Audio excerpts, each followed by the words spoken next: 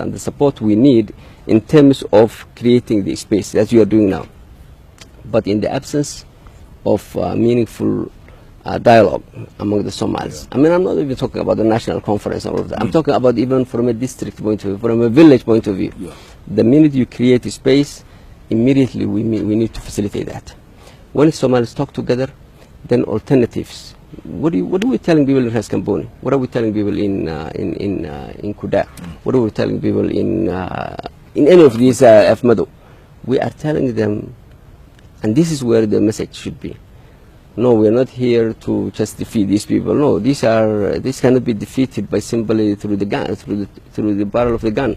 They can be defeated by creating opportunities. Many of these young children who are fighting, they are the ones with no schools.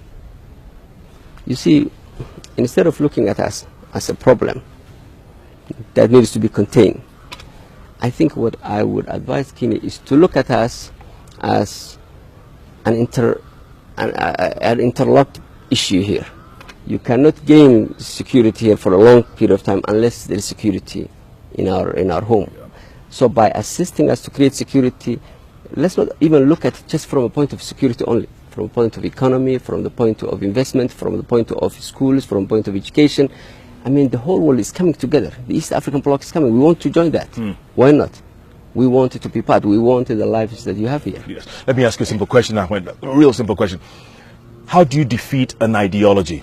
Al-Shabaab has become an ideology. Everyone is joining, right? There's Kenyans, there's Ugandans, there's Pakistani. Everyone is in Al-Shabaab right now. How do you defeat an ideology? Because then you need to look at what is driving the ideology. It's grievance. The ideology was people feel that they are not comfortable and confident with what they have. So they are looking for an alternative. But they are looking for an alternative in a place that's already destroyed. What we want to show them is that the alternative is better schools, better hospitals, better life, better economy, better... I mean, everyone wants to take care of their children. I mean, what child doesn't want it to you know what's happening in this drought? Now, I think you pointed a very important thing here. While many people are looking at this as a Somali problem, the Kenyans, our brothers here, are looking at the Somali problem. But no, it's not a Somali problem. It is a regional problem. There are more Kenyans in, I'm not sure if there are 2,000, like there are 2,000 forces now. I'm not sure how many are on the other side in terms of Kenyans. That are creating the havoc in Al-Shabaab.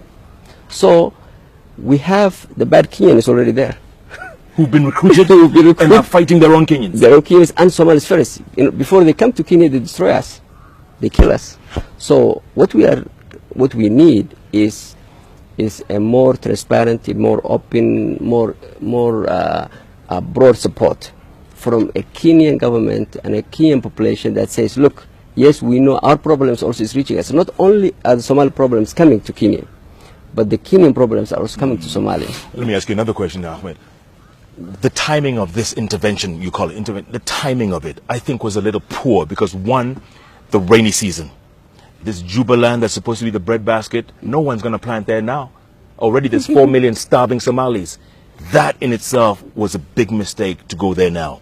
Also, the Kenya heavy firepower can't move in the rainy season.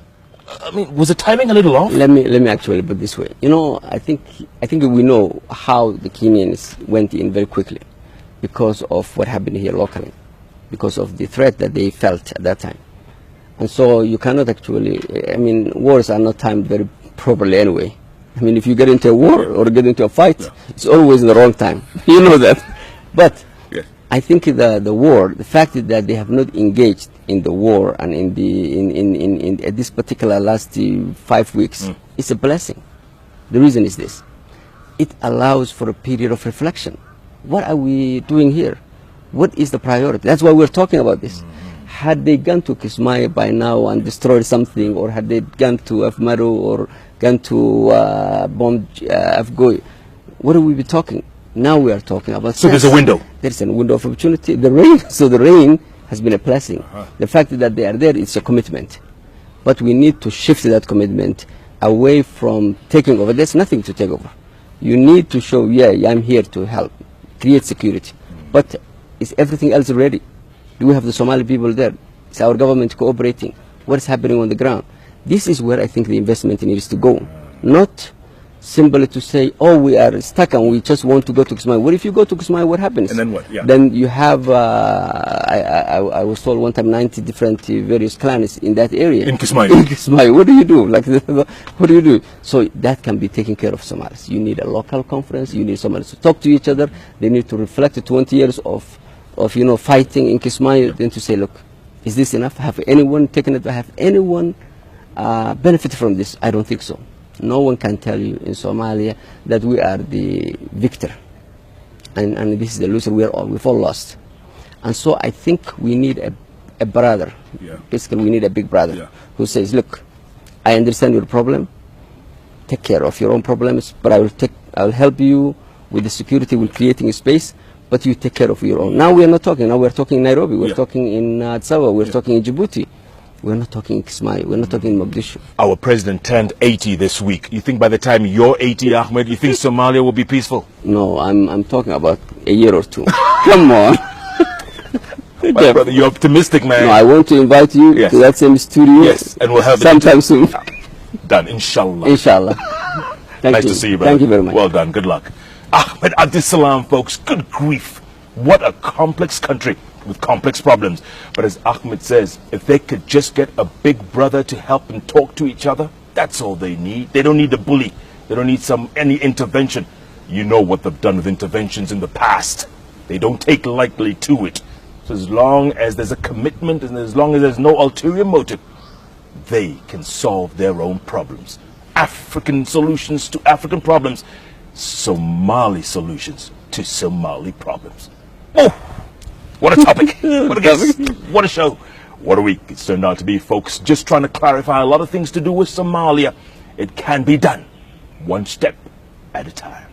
You're going to find guests like Ahmed Abdisalan anywhere else, but right here on the bench, on the award-winning station, K24, where we are, yes indeed, even in times of Somali solutions to Somali problems, we are still all Kenyan. All the time. Shukran, my brother. Good job, man. Thank you very much. Thank you. Thank you, Chef. Good job.